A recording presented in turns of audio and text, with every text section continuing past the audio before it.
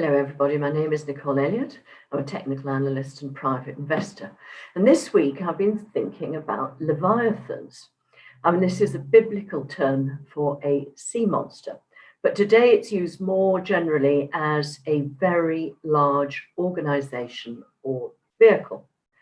And with the last two 50-year-old Boeing 747s being retired by British Airways today, I thought it might be a good idea to look at the value of Boeing shares.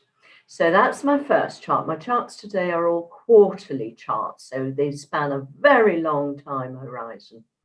And Boeing was one of the great titans of US industry and has had endless rows with the European Union over subsidies to airlines, which is continuing today, by the way. They're all clamoring for more money. And this year alone, 40 different airline companies have gone bankrupt. So is it any wonder that the likes of Boeing and Rolls-Royce and that are struggling?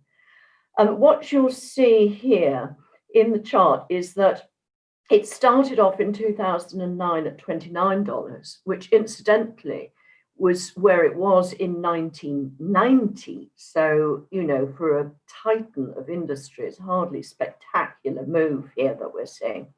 And then it just sort of goes completely ballistic in 2017. And it goes from $155 to $446, a record high.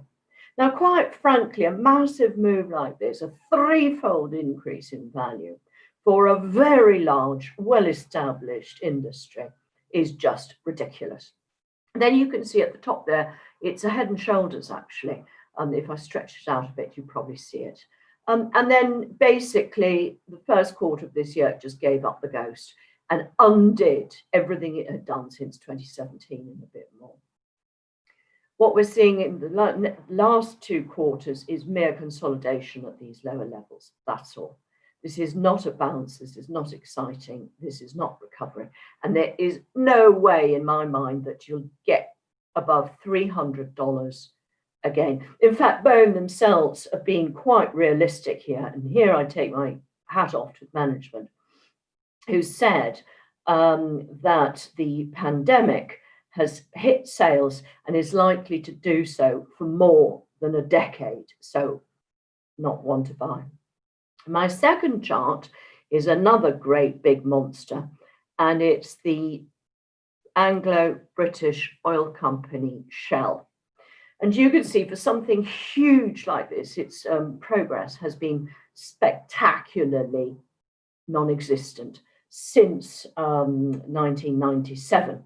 It's traded at an average of 25 euros, give or take, between 17 and 30. And in fact, since the 2000s, it struggled to retest the 2 standard deviation above the mean regression. You can see there. And what's happened now, obviously, it's tested yet again and broken below 2 standard deviations below the mean regression. And we have now retraced a final Fibonacci 78.6% of the rally since the 1980s. So absolutely. And what at last the oil companies, but not OPEC, by the way, OPEC's still working on $50, is that we've reached peak stuff, as IKEA told us 4 years ago. My final chart is Deutsche Bank.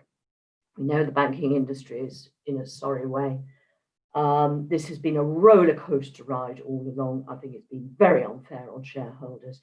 And now, instead of roller coaster, we've just got a slide on down like the fairground ride.